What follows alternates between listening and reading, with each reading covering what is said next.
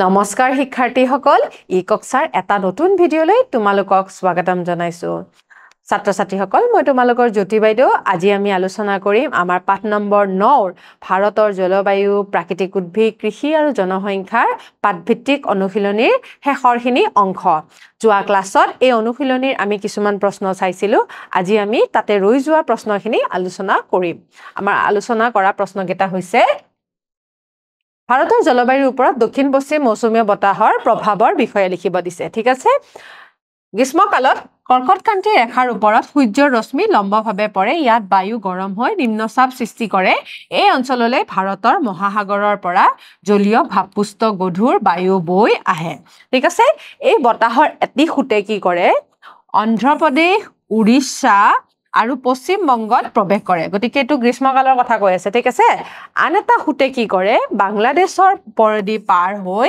অসমত প্ৰৱেশ কৰে কৰমণ্ডল উপকূলীয় অঞ্চলত অসম মেঘালয় আৰু অৰুণাচল আদি স্থানসমূহত ইয়াৰ প্ৰভাৱত কি হয় প্ৰচুৰ বৰষুণ হয় গতিকে আমি বাৰিষা কালত হোৱা বৰষুণৰ কথাটো কৈছো গ্ৰীষ্মকাল যেতিয়া আৰম্ভ হয় তেতিয়া এই কৰ্কটক্ৰান্তি ৰেখাডালৰ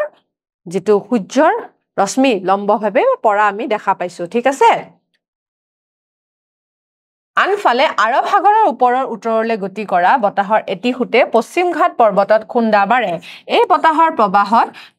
দক্ষিণ ভাৰতৰ মালৱাৰ উপকূল কংকন উপকূল আৰু গুজৰাটৰ উপকূল অঞ্চলতো বৰষুণ হয় গতিকে দক্ষিণ পশ্চিম মৌচুমীয় বতাহৰ ফলত আমাৰ মালৱাৰ উপকূল কংকন উপকূল আৰু গুজৰাটৰ উপকূল অঞ্চলতো আমি বৰষুণ হোৱা দেখা পাওঁ ঠিক আছে তাৰ পিছৰ প্ৰশ্নটো চাওঁচোন ভিন ভিন খেতিৰ বাবে ভিন ভিন জলবায়ুৰ প্ৰয়োজন ব্যাখ্যা কৰা মানে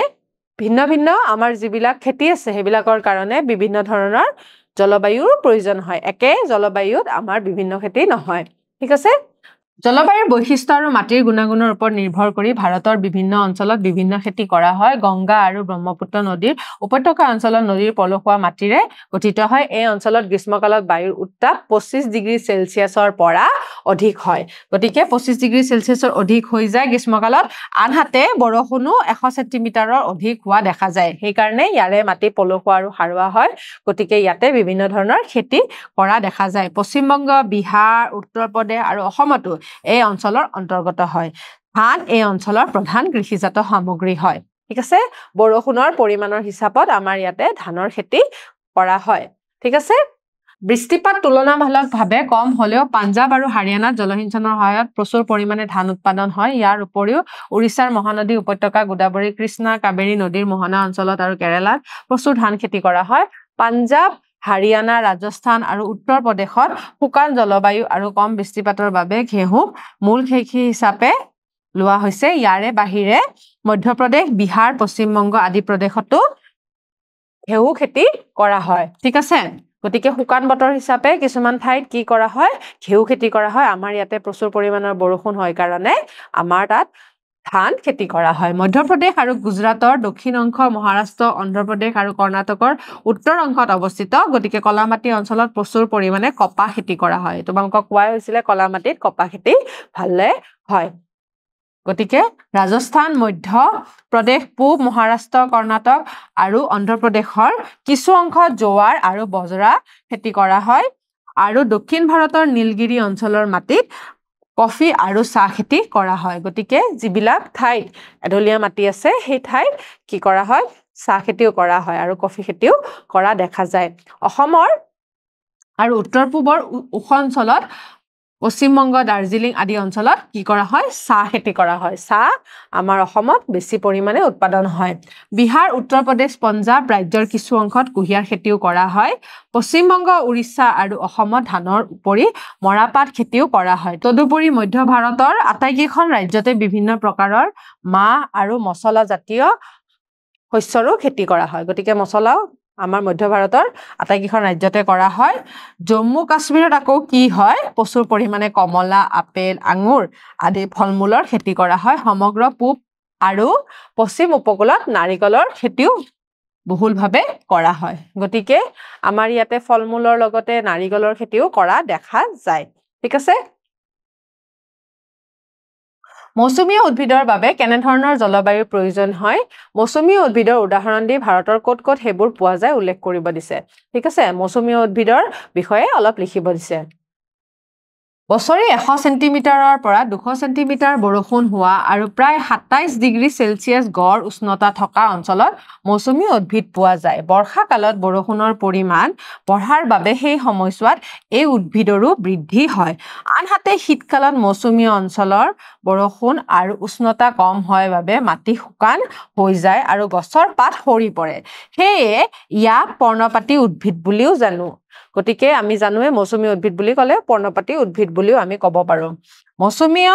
উদ্ভিদৰ উদাহৰণ হ'ল শাল চেগুন শিহু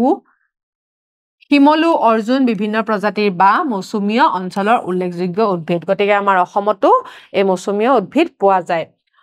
মৌচুমীয় উদ্ভিদৰ অৰণ্য ভাৰতৰ অধিকাংশ অঞ্চলতে পোৱা যায় অসম বিহাৰ পশ্চিমবংগ উত্তৰ প্ৰদেশ হিমাচল প্ৰদেশ ছত্তীশগড় ঝাৰখণ্ড মধ্যপ্ৰদেশ তামিলনাডু পূব ঘাট পশ্চিম ঘাটকে ধৰি দক্ষিণাত্য মালভূমিৰ পূব অংশত পোৱা যায় আন্দামান নিকোবাৰৰ দ্বীপপুঞ্জতো কিছু পৰিমাণে মৌচুমীয় উদ্ভিদ পোৱা যায় আমি জানো আন্দামান নিকোবাৰত আমাৰ চিৰসেউজীয়া উদ্ভিদো পোৱা যায় গতিকে তাতে বৰষুণৰ পৰিমাণ বেছি কাৰণে তাতে মৌচুমীয় উদ্ভিদো দেখা পোৱা যায় ঠিক আছে আমাৰ ঘ নম্বৰ প্ৰশ্নটো চাওঁচোন ধান খেতিৰ বাবে কেনেকুৱা জলবায়ুৰ প্ৰয়োজন হয় ভাৰতৰ ধান খেতিৰ প্ৰধান ৰাজ্যবোৰ নাম উল্লেখ কৰিব দিছে ধান খেতিৰ বাবে গ্ৰীষ্মকালত বায়ুৰ উত্তাপ 25 ডিগ্ৰী সেলচিয়াছৰ অধিক হ'ব লাগিব আনহাতে বৰষুণো 100 সেন্টিমিটাৰৰ অধিক হ'ব লাগিব গতিকে 25 ডিগ্ৰী সেলচিয়াছৰ অধিক উত্তাপ বেছি হ'ব লাগিব আকৌ 100 সেন্টিমিটাৰৰ অধিক বৰষুণ হ'ব লাগিব ভাৰতবৰ্ষত ধান খেতি হোৱা প্ৰধান ৰাজ্যবোৰ হৈছে পশ্চিমবংগ বিহাৰ উত্তৰ প্ৰদেশ অসম পাঞ্জাব হাৰিয়ানা উৰিষ্যাৰ মহানদী পাঞ্জাব হাৰিয়ানাত জলসিঞ্চন ব্যৱস্থা থকাৰ কাৰণে তাতে ধান উৎপাদন বেছিকৈ হয় মহানদী উপত্যকাৰ গোদাবৰী কৃষ্ণা কাবেৰী নদীৰ মোহনা অঞ্চলতো আৰু কেৰালাতো ধান খেতি দেখিবলৈ পোৱা যায় ঠিক আছে জনসংখ্যা বৃদ্ধিয়ে আমাৰ দেশত কি সমস্যাৰ সৃষ্টি কৰিছে আলোচনা কৰিব দিছে অত্যাধিক জনসংখ্যা বৃদ্ধি বৰ্তমানৰ সময়ত এক জ্বলন্ত সমস্যা জনসংখ্যাৰ বৃদ্ধিৰ লগে লগে আমাৰ কি হৈছে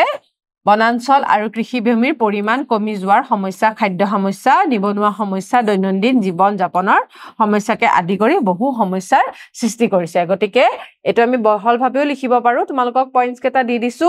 আমি জনসংখ্যা বৃদ্ধিৰ লগে লগে বসবাস আমাৰ আশ্ৰয়স্থল কমি গৈছে হয়নে বনাঞ্চল বিলাক আমি ধ্বংস কৰিব ধৰিছো তাৰ পিছত আমাৰ যেটো কৃষিভূমি হে কৃষিভূমিও কমিছে আৰু লাহে লাহে আমাৰ খাদ্য সমস্যাও দেখা গৈছে নিবনুৱা সমস্যা দেখা গৈছে আৰু আমাৰ দৈনন্দিন জীৱন যাপন বিলাক সুচল হৈ পৰা নাই গতিকে ছাত্ৰ ছাত্ৰীসকল আজি আমি পাঠ নম্বৰ 9 ৰ পাঠভিত্তিক অনুশীলনীৰ প্ৰশ্নসমূহ আলোচনা কৰিলো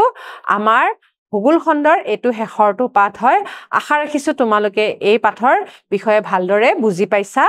অহা ক্লাছত এটা নতুন পাঠ লৈ তোমালোকৰ মাজলৈ আকৌ আহিম ধন্যবাদ